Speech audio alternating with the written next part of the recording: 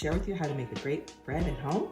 And what I love to use is lactate, calcium-enriched, fat-free milk. This will make a great bread. It makes it moist, it makes it dense, it's just delicious. So what I do is I heat on the stovetop 1 cup of lactate milk and 2 tablespoons of butter to a temperature of about 95 to 105, which is what you need to activate your yeast. Then I stir in, this is 1 packet of your granulated yeast. I'll give that a stir, and while that activates, I will start in my KitchenAid with using the dough hook. I'll put 3, that's 3 cups of flour, okay, and 1 teaspoon of salt. Mix that a little bit because salt is not great for yeast, so you don't want it all in one clump when the yeast hits the bowl. And then 2 tablespoons of sugar. Now, I'm going to show you, this is starting to activate, and this is what you want to see. It's starting to get like foamy, murky. As long as you see that, you know your yeast is activated, and that's what you need for it to raise up your bread. And this one has been setting for a while, so it's about 10 minutes out, and you see it's very foamy, very bubbly. All right, now we have that ready, and into the mixer. I'll put this, make sure we get the little bits from the bottom of the bowl, and now we'll start mixing it. I put it on the lowest speed, and this is, to me, a very important part. I have ready some water so that if I need it. Again, this water is warm to a temperature of about 95 to 105 because you don't want to add any cold liquids to your yeast. So I will let this go for, just a few seconds, but I'm watching it the whole time. And after a few seconds, this is when I have to start making my adjustments. I one time heard a chef say that you want pizza dough on the drier side and bread dough on the stickier side. And that was a great tip. It helps me a lot in my dough making and gave me a focus, and it just helped out a tremendous amount. So now I pull it off. I see it's nice and sticky on there. Now, the thing with bread, you want it sticky, but you don't want it too sticky. So you gotta get those bits from up in the bottom of the bowl. Try to incorporate them. Now, here's where I see, where I'm feeling it. Okay. See all that dryness? Lots of dry flour still in the bottom of the bowl. A lot of dry flour in the bottom of the bowl. Try to get it in there, incorporate it as best as you can.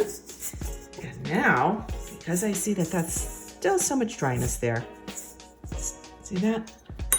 Now I'm gonna add 2 tablespoons of the warm water. And get it going again. Now, what I found is that you don't want to add either if you need additional water or flour in too big of increments, because it'll make your best dough if you don't keep going back and forth between your liquid and your dry, between your water and your flour. So nice small increments. If you have to add the water, do it 1-2 tablespoons at a time. Now, if that was excessively dry, it'll depend on your weather, on the dryness in your air, the humidity, whatever.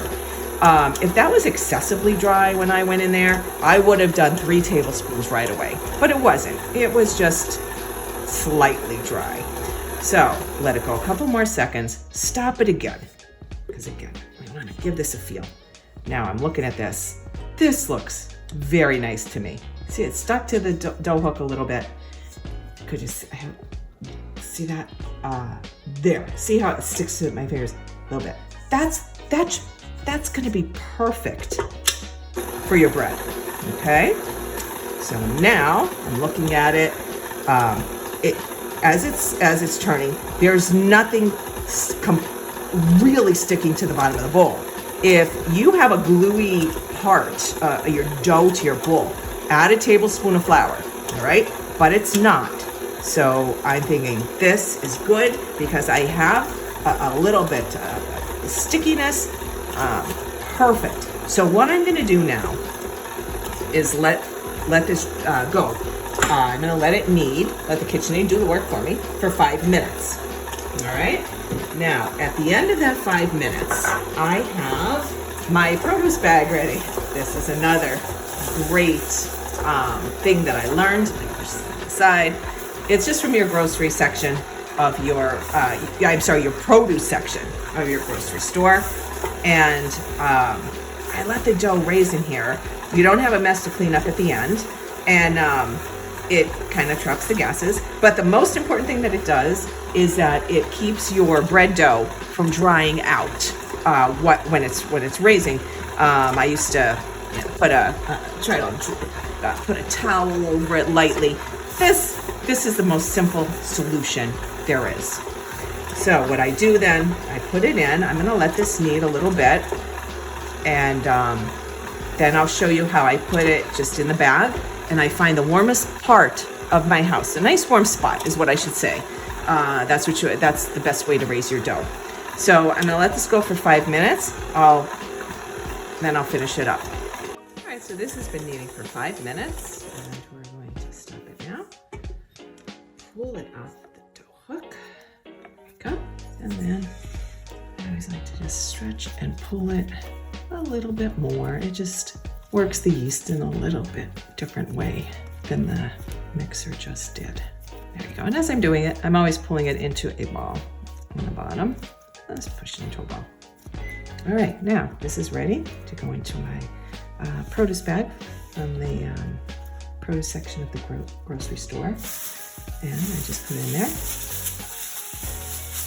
And gently fold the edge over like that. That's what you do. So this will let it raise. It will keep the gases in there nicely for you. The most important thing it'll do is it'll keep the dough from getting dried out on top as it raises. And also, it's really nice to clean up because you don't have a cleanup after this. So I will put this in a warm place in my house and let it raise for about 2 hours. And then we'll come back and take a look at it and move on to the next step. All right, so an hour has passed now. And this looks good. This loaf looks good. I'm gonna take it out and put it into a loaf pan. This is sticking a little bit. So right away, when it sticks a little bit, I'm gonna you can use a little bit of oil or a little bit of water on your hands. And when it pulls out, it won't stick to your hands. But this is a little bit on the sticky side. It's okay. Pull it out, and then pull it from the back. There we go.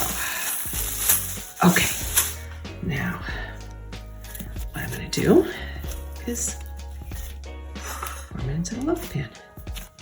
Push it in there and just try to distribute it evenly so that when it raises, it'll get a nice loaf shape to it. So what I'll do now with this is put the bag on again, carefully. Get that as evenly distributed as I can. And then I'm not going to put the sticky side in the dough, so there's a little stuck in there. We're going to put it in the opposite way. That doesn't usually happen, but again, with bread dough, I'm trying to go for that on the stickier side. So sometimes we might get a little bit of stick. Alrighty. There we go. Now, we're ready to let it raise up again. Probably about an hour. Put it into a nice warm place in the house, and I will check it in about an hour and move on to the next step. So this is the last step. 2.5 hours have passed. A lot of times 2 hours is enough if the house is really warm to get it to raise up nicely.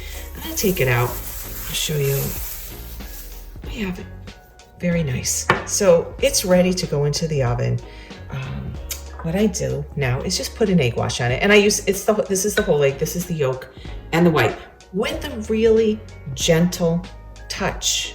Okay, very gentle touch, because you don't want to collapse this bread, because the shape that it is right now, that's the way it's going to stay, that's the way it's going to bake, and that's the way it's going to come out. So that's beautiful. So one other thing is, if you have any trouble with this as it raises, if it would stick to the back a little bit as you're taking out, you can see I have oil on my hands. I will put some olive oil or whatever oil I have on hand on my hands, and that just allows you to kind of delicately, you know, if it was sticking, I could pull it out a little bit easier when the dough isn't sticking to my hands, or it just makes it easier to work with the dough. So that's it. 350-degree oven for 1/2 hour, and it'll be done. So good luck and have fun with this.